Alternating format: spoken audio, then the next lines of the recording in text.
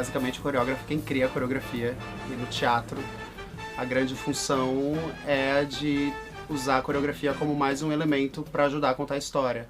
Então o coreógrafo ele cria passos dentro da música que ajude o elenco, através do corpo, a comunicar melhor o que está sendo dito, tanto no texto quanto na música.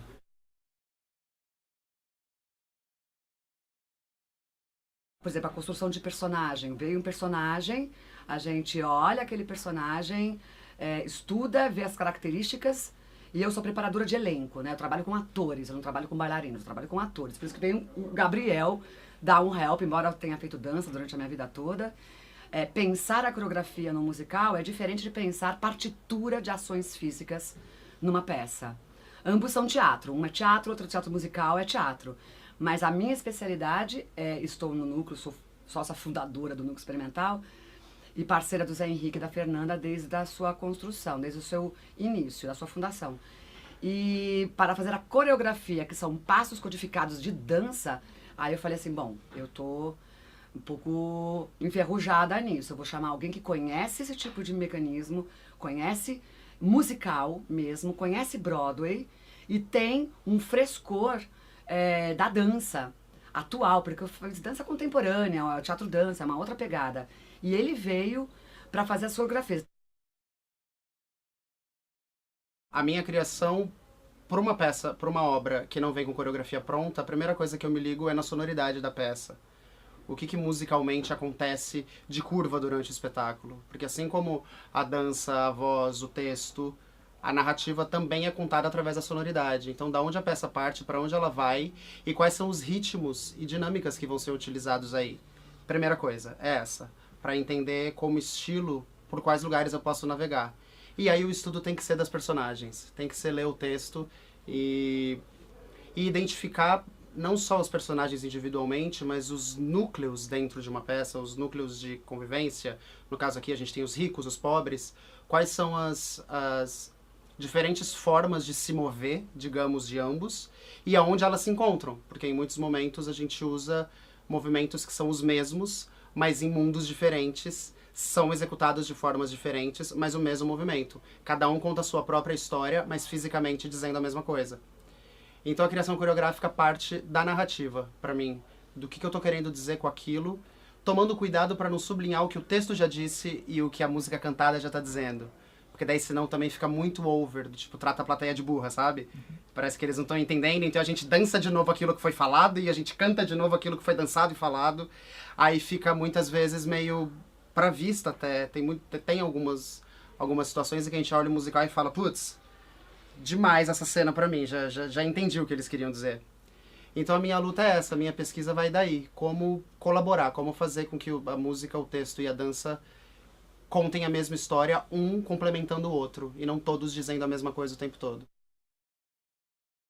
Primeiros ensaios que nós tivemos com os atores, e a dificuldade dos atores de pegarem os passos, achando que eles tinham que parar de atuar pra dançar, e aí eu passo pra frente, vai pra trás, é contratempo, mas estica, mas não estica, e aquela tensão. E o Gabriel falou uma coisa que eu achei brilhante, eu falei, ai, que bom que eu encontrei o Gabriel, que eu chamei o Gabriel. Ele falou uma coisa, tem uma hora na cena, se você falou, você tá cantando, você continua falando, você continua cantando, chega uma hora que só o cantar e o dançar, chega uma hora que fica demais, você precisa continuar explicando isso de uma forma ainda mais extensa e mais intensa, que é através da dança.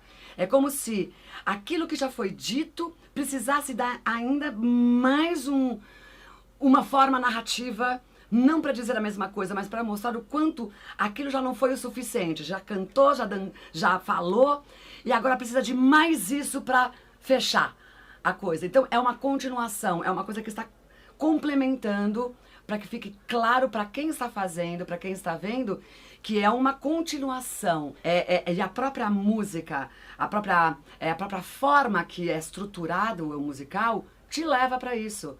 É necessário isso. Então, os atores começaram a entender, então eu não preciso parar de atuar, eu vou continuar atuando. E aí os passos começaram a ficar mais simples, de entendimento de que eles não têm que fazer uma outra coisa. Parar tudo que agora tem que dançar, ai meu Deus, ferrou. Não. Eu tô continuando, chega uma hora que o corpo precisa expressar melhor isso. Ou precisa expressar mais isso? É uma exacerbação, né? É. Quando as emoções já estão tão à flor da pele que só caminhar não diz mais. Então você precisa correr ou pular, ou... Enfim, acho que o musical tem muito disso. As emoções são tão à flor da pele que muitas vezes o grito não tem mais como só ser um grito, porque a pessoa não vai conseguir expressar o que ela tá precisando, a emoção daquela personagem. E aí vira, sei lá, uma nota agudíssima e uma orquestra que sobe, e aí a emoção vem no grau que a gente precisa. No teatro, a gente parte do pressuposto de que todos são atores para fazer teatro. Então tem que ser ator. E a partir daí a gente vai ver quais são as suas qualidades rítmicas e de coordenação para que você também dance, e quais são as suas qualidades vocais e de afinação para que você também cante. Mas se você, em primeiro lugar, não tiver a sua disponibilidade como ator para contar a história, não me importa ter um bailarino maravilhoso com a perna na cabeça que gira muitas piruetas, nem um puta cantor lírico que vai chegar e desdobrar todo mundo cantando, se não souber usar isso como narrativa. Então, trabalhar ou com bailarino ou com ator, ambos têm dificuldades muito parecidas pra mim, só que cada uma no seu extremo, diferente.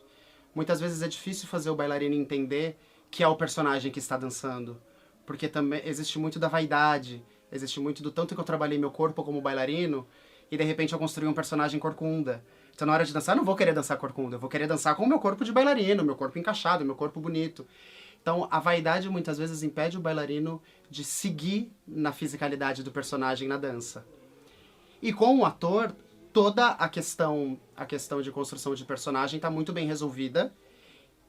E se eu não disser para ele que é dança, se eu for coreografando movimentos e dando estímulos de narrativa e de ação física para ele, ele vai executar com muito mais facilidade do que se eu parar, como acontece muito, de você ter que parar e falar, vamos limpar a coreografia. O olho arregala desse tamanho, o cérebro já dá um tilt, e eles falam, ih, ferrou, vamos ter que dançar. Se você não fala nada, se você deixa a cena fluir, como é o que mais acontece, eles relaxam e na narrativa o movimento aparece. Óbvio, se eu tenho um elenco de atores para trabalhar, eu não vou dar grambatimãs para eles. Eu não vou pedir que todos girem piruetas, a gente não tem tempo no processo para isso. A gente não dá aula, a gente coreografa com o que eles têm. Por isso que eu acho muito importante, isso em começo de processo, quando você perguntou sobre criação coreográfica, exercícios que ajudem o coreógrafo a conhecer os corpos com qual ele está trabalhando. Porque é muito heterogêneo e são personagens muito heterogêneos. Por mais que todos os personagens tenham que dançar os mesmos passos em determinado momento, eu preciso achar um meio termo onde todos os personagens façam aquilo sem ficar bizarro. Que daí, de repente, tem o puta vilão da peça, se eu colocar um grambatimã porque todos os outros são mais bonitos e esguios, não vai fazer sentido o vilão fazer um grambatimã também. Então, como eu diminuo esse grambatimã para que fique no momento em que eu preciso do musical, do sincronizado, da limpeza, que Broadway requer muito isso também, né? Na dança a gente espera e causa muito a emoção na plateia também. Uma música bem cantada, com um elenco inteirinho dançando junto ao mesmo tempo, faz parte do estilo. Então não tem como abandonar isso. Só que não adianta pirar, porque, sim, não são bailarinos. E a facilidade que eu tenho para conseguir sincronia e limpeza dos bailarinos vai contra a dificuldade que eu tenho de fazer os bailarinos entenderem muitas vezes, e eu não tô generalizando, são poucos os casos, mas acontece muito, entenderem de que eles continuam sendo personagem quando eles estão dançando.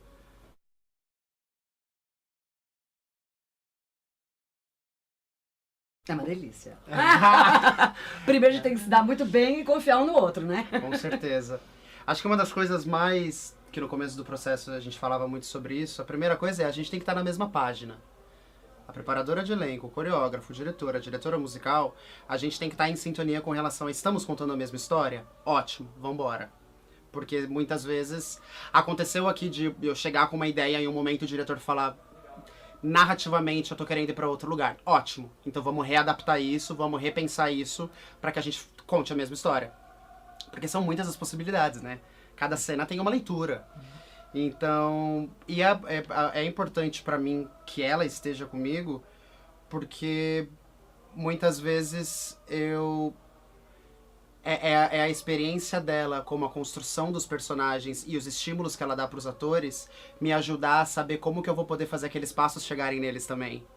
Então muitas vezes eu vou e monto, eles entram em pânico, e a hora que ela entra na conversa com eles sobre a pessoalidade de cada personagem, eles descobrem que o pânico não é tão pânico assim.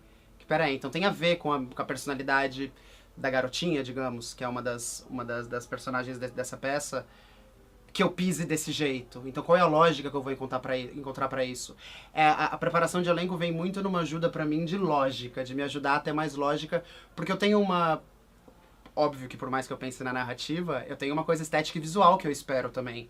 Que quando eu fecho o olho, eu penso naquele número com braços em determinado lugar e mudanças de planos e níveis. Como fazer isso ficar orgânico pra todos eles? Aí é que ela vem. E é muito legal porque o Gabriel cria umas coreografias que são deliciosas e a gente esse é o plano A.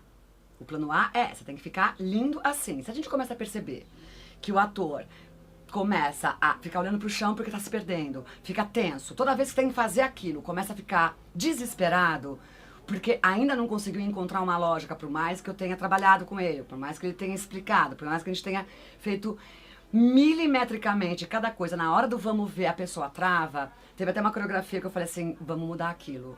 Muda aquela parte que as meninas fazem, que elas estão...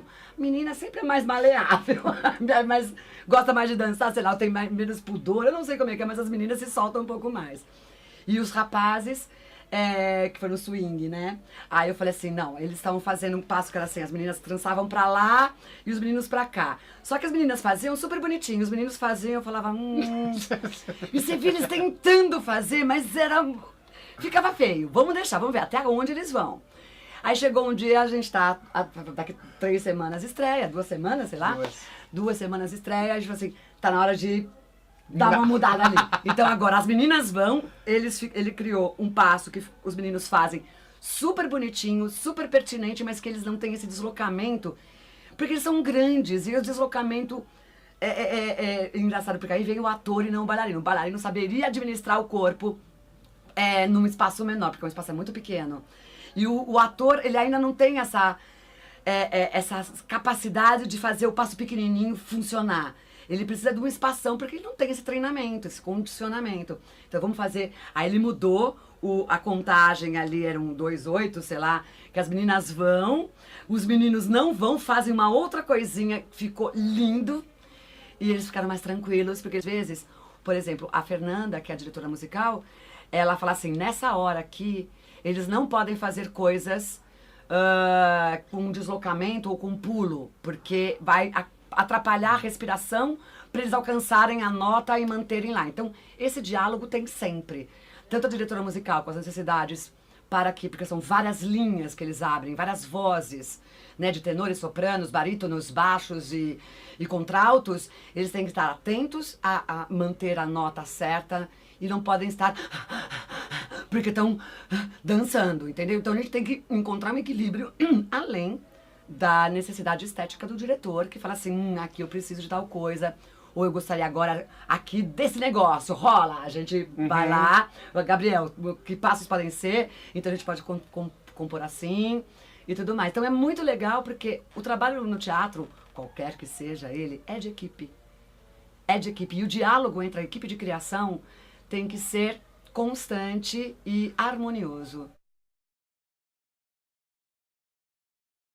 Constantemente, periodicamente, assistir a peça e falar, você está fazendo a partitura mais acelerada, você não está fazendo... Lembra aquele gesto que você fazia, que tinha tudo a ver com aquilo, nananá, você está perdendo isso, por que você está perdendo?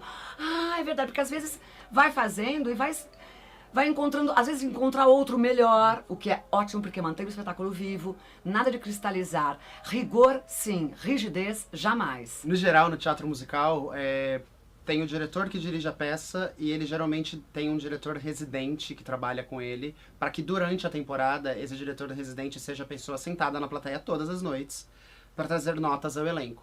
Coreograficamente, sempre tem um dance captain, que é alguém dentro do elenco de bailarinos, que sabe o que todo mundo tá fazendo. Muitas vezes o dance captain também é o swing, que é o que cobre todos os integrantes do ensemble.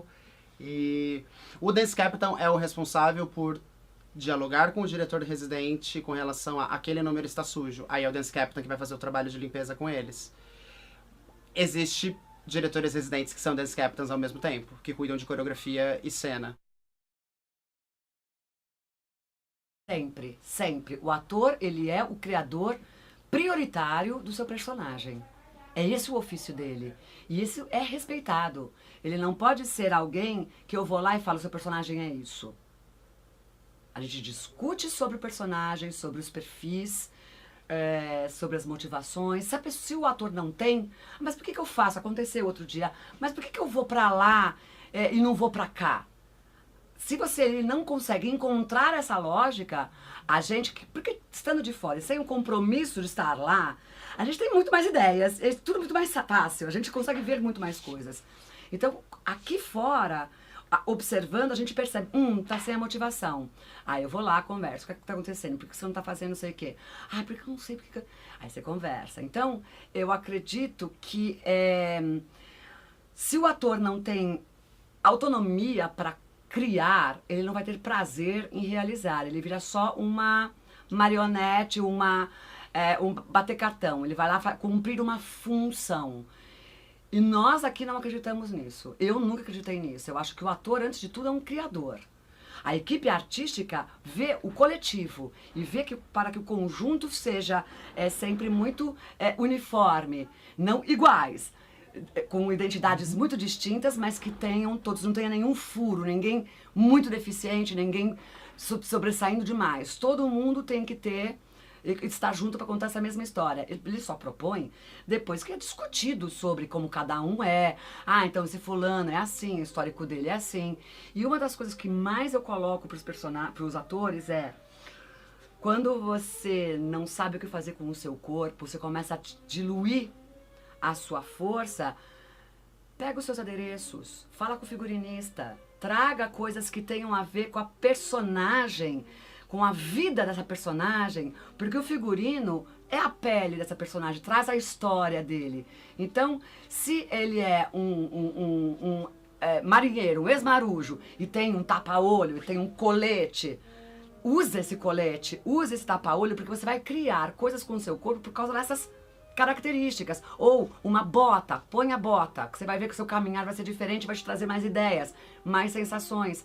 Então, o trabalho da atuação, ela é perene. Eu ajudo, mas vem deles. E eles têm que estar confortáveis naquilo que eles estão criando. Eles têm que ter fé naquilo, eles têm que acreditar que aquilo é verdadeiro e é bom. Muito legal aqui, nessa experiência que a gente está tendo agora, muitos movimentos que foram propostos coreograficamente, por serem lidos como ações físicas na música, muitos atores estão usando eles em momentos de cena como movimentos característicos do personagem. Então o oposto também aconteceu. Eles tanto propõem e a gente usa como dança, como nós propomos como dança, e eles decupam para que durante a peça ache uma linguagem de movimentação do começo ao fim daquele personagem, dançando e se movendo da mesma forma.